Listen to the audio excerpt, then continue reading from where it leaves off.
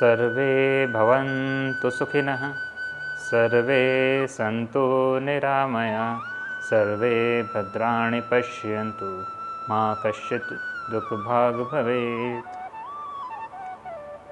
दोस्तों नमस्कार। जैसा कि आप सभी को पता है कि आप भी और मैं भी, हम दोनों ही लॉकडाउन में फंसे हुए हैं और हम सभी अपने अपने घरों में कुछ ना कुछ अच्छा और रचनात्मक कार्य कर रहे हैं। पर एक बहुत ही कॉमन सलाह जो है वो आ रही है सभी की तरफ से कि घर में आप हैं तो योगा करिए। तो योगा करिए मतलब क्या?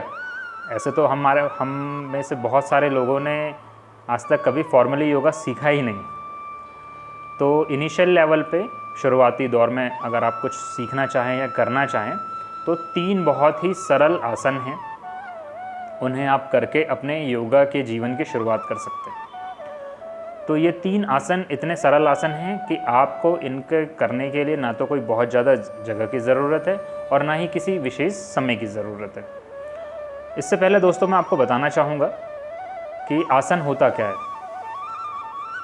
स्थिरम सुखम आसनम, इसका मतलब होता है कि जिस स्थिति में बैठे आप सुखपूर्वक बैठ सकें या जिस स्थिति में आपको बैठने से सुख मिले, वही आसन है। तो हम शुरुआत करते हैं। तो पहले हम 3 आसनों के बारे में बात करेंगे, फिर एक प्राणायाम के बारे में बात करेंगे, ठीक है? तो लेट्स स्टार्ट। दोस्तों सबसे पहला आसन जो कि आप लोग सभी जानते हो और जाने अनजाने हम लोग भारतीय परिवेश में, भारतीय संस्कृति में उसको फॉलो भी करते हैं, वो आसन होता है सुखासन। सुखासन मतलब सुखासन मुद्रा या सुखासन महामुद्रा। जैसा मैं बैठा हुआ हूँ अभी, सिर्फ पालती मारकर, मेरे दोनों पाँव आप देख सकते हैं, ठीक है? और मैं बैठा हुआ हूँ। इस आसन में एक खास बात ये रहेगी कि आपका जो रीढ़ का हड्डी है वो एकदम सीधा तना हुआ रहेगा और आप कंफर्टेबली बैठे हुए हैं। इस अवस्था में आप 4 से 5 मिनट तक या जब तक आपका मन अलाउ करे, आपका मन जब तक चीज़ों को और अच्छी तरीके से, बेहतर तरीके से ग्रहण करना स्टार्ट कर दे, तब तक आप आराम से बैठ सकते हैं।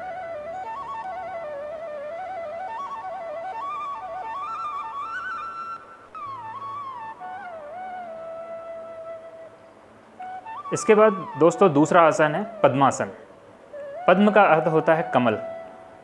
इस मुद्रा में साधक जो है वह कमल के तरह दिखाई देता है, इसलिए इसे पद्मासन कहा जाता है। पद्मासन के लिए बहुत ही सरल है। आप सुखासन में बैठे थे पहले से ही या आप सुखासन की मुद्रा में नॉर्मली रहते हैं। आपको अपना दायां पाँव बाई जंघा पर और बायां पाँव दाई जंघा पर रखना है, इस तरीके से। रीढ़ की हड्डी इसमें सीधी रहेगी और आप अपनी आंखें बंद करके 4 से 5 मिनट तक इसी मुद्रा में रह सकते हैं। दोस्तों क्योंकि हम लोग बहुत ही रेगुलरली योग का अभ्यास नहीं करते हैं, इसलिए ऐसा हो सकता है कि आपसे ये सब आसन या ये सब मुद्राएं शुरुआती दौर में ना बने। जैसे कि आप दोनों पाँव एक दूसरे पर नहीं रख सकें, तो इसके लिए आप केवल एक पाँव भी रख के बैठ सकते हैं। इसे अर्ध पद्मासन कहा जाता है। तो जैसे जैसे फिर आप धीरे धीरे इसे बढ़ाएंगे, आपके शरीर की फ्लेक्सिबिलिटी, स्ट्रेचेबिलिटी बढ़ती जाएगी। आप इसे फिर बहुत ही आसानी से करना प्रारंभ कर देंगे। ये दोनों आसन आप कभी भी कर सकते हैं, किसी भी समय कर सकते हैं। इसके बाद एक खास आसन होता है जिसके बारे में आयुर्वेद और शास्त्रों में कहा गया है कि इसे भोजन के उपरांत अवश्य करना चाहिए। तो उसका नाम है वज्रासन। तो वज्रासन की मुद्रा हम देखते हैं कि कैसे होती है। आप सामान्यतः ऐसे बैठे हुए हैं सुखासन में। अब आपकी पोजीशन यूँ हो जाएगी।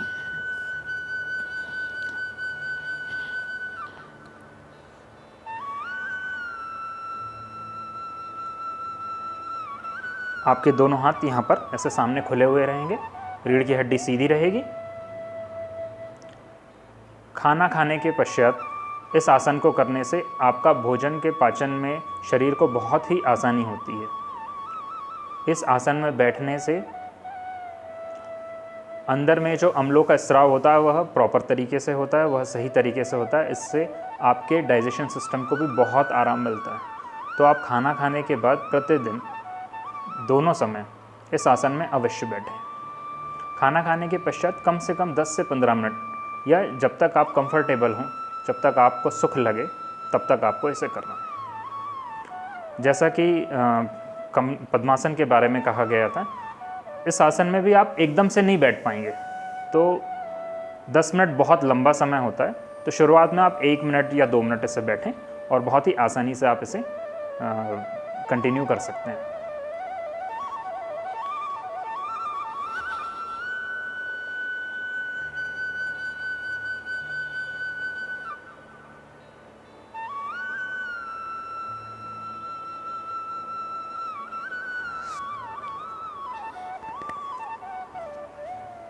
दोस्तों, ये तो हो गई आसनों की बात। अब हम एक प्राणायाम की बात करेंगे। प्राणायाम में भी एक सबसे सरल एक व्यायाम या प्राणों का आयाम प्राणायाम है। प्राणायाम में मुख्यतः हम श्वास की गति पर ध्यान देते हैं।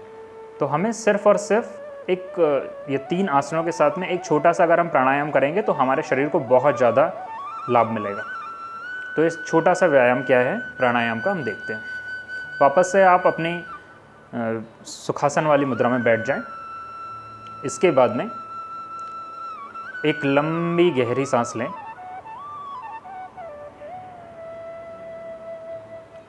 इसके बाद आप अपने अंगूठे से अपनी दाई नासिका के छिद्र को बंद कर लें और अपनी तर्जनी से बाईं। अब आपको सर्वप्रथम दाई नासिका से सांस लेना है, बाईं को बंद रखते हुए, और छोड़ना आपको बाईं नासिका से। ऐसा करते हुए वापस से आप बाईं नासिका से सांस लेंगे, दाईं से छोड़ेंगे।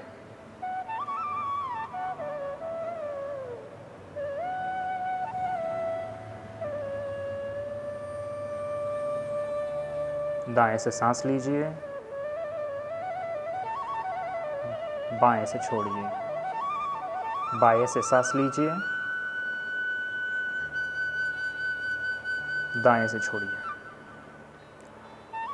इसे आप 10 से 15 मिनट जितना भी आप कंफर्टेबल महसूस करें, आसान सुखपूर्वक महसूस करें, उतने समय तक कर सकते हैं। इस आसन के करने से हमारे मनुष्य शरीर में 3 नाड़ियाँ जो होती है, उसमें से जो सबसे प्रमुख नाड़ी होती है जो मस्तिष्क के मध्य भाग को रेगुलेट नियंत्रित करने का कार्य करती है, उसका नाम है सुषुम्ना नाड़ी।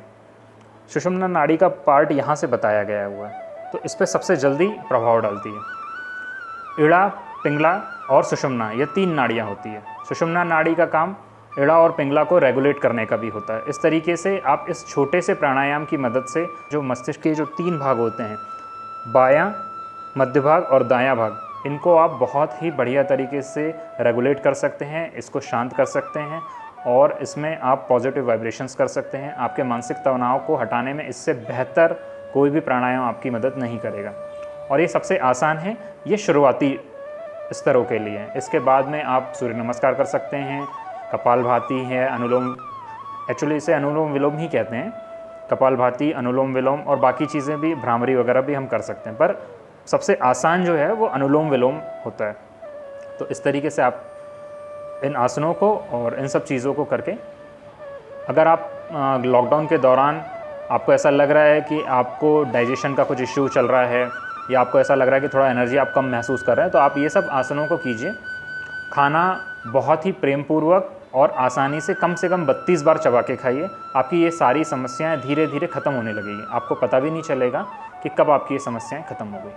तो दोस्तों, ये तो हुई आज 3 आसन और एक प्राणायाम की बात। इसके बाद आने वाले दिनों में हम कुछ अगले स्तरों पर पहुँचेंगे, कुछ और प्राणायाम और आसनों की बात करेंगे। तब तक आप अपने परिवार में रहिए, सुखपूर्वक रहिए, आनंदपूर्वक रहिए, घर में रहिए, सुरक्षित रहिए। धन्यवाद।